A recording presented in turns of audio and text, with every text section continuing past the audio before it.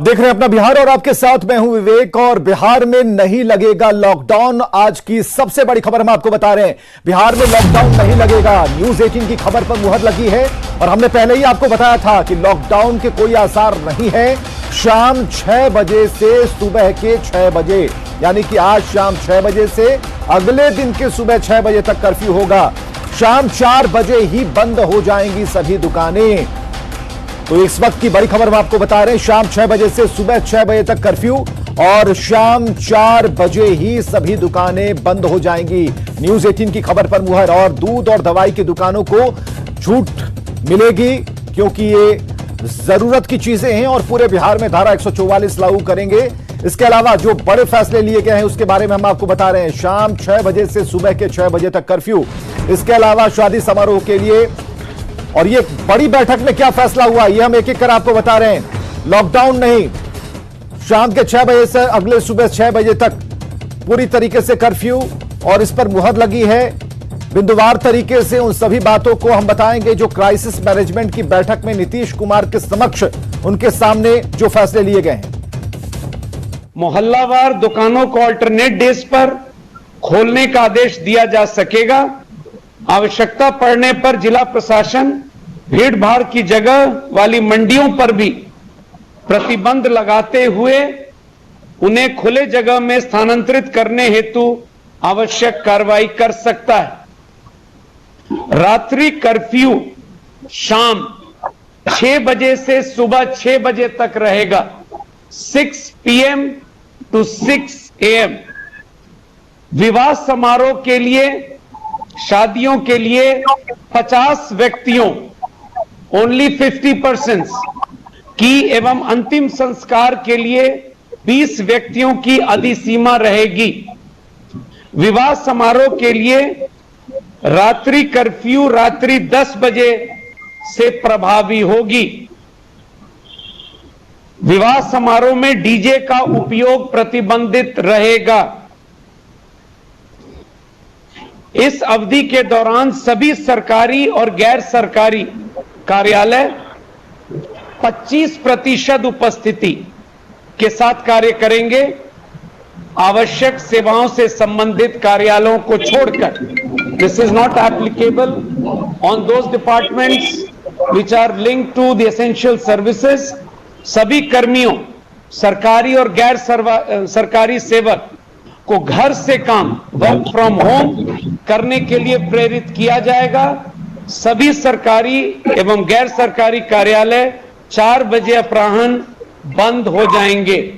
So 4 PM the offices will close.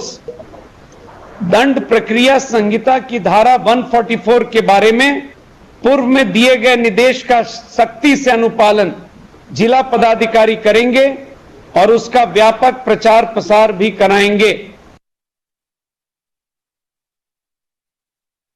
जिले के अंदर जरूरत के अनुरूप कंटेनमेंट जोन्स गठित करेंगे और उपर्युक्त प्रतिबंधों के अतिरिक्त प्रतिबंध यथा सब्जी, फल, मांस, मछली, किराना एवं दवा की दुकानों तथा अन्य आवश्यक सेवाओं को छोड़कर सभी दुकानों को बंद करने आदि के लिए सक्षम होंगे।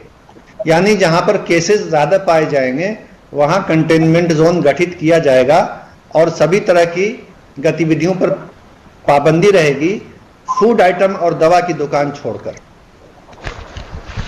उसके बाद संबंधित विभाग और जिला प्रशासन को कुछ ड्यूटीज असाइन की गई हैं, कुछ काम दिए गए हैं। पहला यह काम है कि राज्य सरकार कोविड से मरे हुए सभी व्यक्तियों का अंतिम संस्कार अपने खर्च पर कराएगी। इसमें वो भी शामिल हैं जो कोविड टेस्ट में निगेटिव हैं परंतु कोविड के लक्षण वाले रहे, कोविड का सिम्टम था, टेस्ट निगेटिव आया, उनका भी अगर निधन होता है, देहांत होता है तो सरकारी खर्च पर अंतिम संस्कार होगा। और रजनीश हमारे साथ लगातार बने हुए। रजनीश, पहले ही आपने बताया था कि सूत्रों के हवाले से खबर आ रही है और इस खबर पर न्यूज 18 की खबर पर मुहर लग गई है।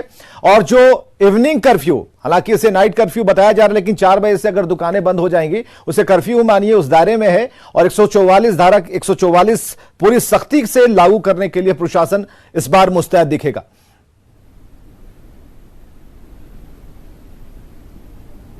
देखिए, शुरुआती दौर में जिस तरह से कोरोना संक्रमण तेजी से बढ़ रहा था, ऐसे में सरकार ने एक तरह से कहें कि शुरुआती दौर में नाइट कर्फ्यू लगाया था, लेकिन रात के 9 बजे से सुबह 5 बजे तक का वो वक्त था। इसको लेकर सीएम ने केस बढ़ने के बाद मैराथन बैठक की है और 48 घंटे के बाद बैठक जो है उस पर फैसला हुआ। और फैसले में जो मुख्य बातें हैं, सबसे बड़ी बात है कि अब शाम 6 बजे से सुबह 6 बजे तक लोग अब कहीं भी जा आ नहीं सकते हैं और धारा 144 तो पूरे बिहार में लागू रहेगा ही। तो कुल मिलाकर इवनिंग कर्फ्यू माना जाएगा। और दूसरी तरफ अब शाम 4 बजे के बाद कोई दुकानें खुली नहीं रहेंगी। पुलिस की ड्यूटी बढ़ गई है। वहीं जिलाधिकारियों को एक तरह से अधिकार दिया गया है कि कहीं भी भीड़ भाड़ अगर अधिक हो बाजार में तो उस बाजार को जिलाधिकारी तुरंत बंद करा सकते हैं, साथ ही कंटेनमेंट जोन घोषित कर सकते हैं। तो ये जिलाधिकारी को आदेश दिया गया है। दूसरी बड़ी बात यह है कि अंतिम संस्कार में जिस तरह से लोगों को फजीहत हो रही थी, काफी परेशानी हो रही थी, जिनके पास पैसे नहीं थे, तो अब सरकार ने बड़ा फैसला लिया कि अंतिम संस्कार सरकार अपने खर्च पर करेगी। दूसरी तरफ जो क्राउड मैनेजमेंट है उसको लेकर भी कई निर्णय लिए गए हैं। तो वहीं सरकारी कार्यालयों में 25% अधिकतम है जो कर्मी है उनको आने की अनुमति रहेगी, उपस्थिति रहेगी।